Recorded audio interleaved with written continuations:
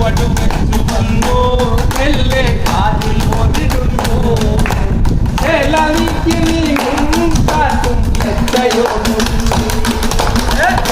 മല്ലിക ഉമ്മ വച്ചുണർത്താനവിടെ അരളിയിലൊരു കിളി കൊഞ്ചിപ്പാടി അന്നേരം ഒരു സുന്ദരിയാടി അലവാരം തകതാളം തല്ലി അരമണിക്ക് മിണിക്കിന് പാടി ശിവകരെന്തു ഭംഗി അവളിലെ കവിളിലെന്തു കാന്തി അതരമാപ്തി മധുരം മുഖരാൻ ഭാഗ്യമേകുഭവതി ചെണ്ടു മല്ലിക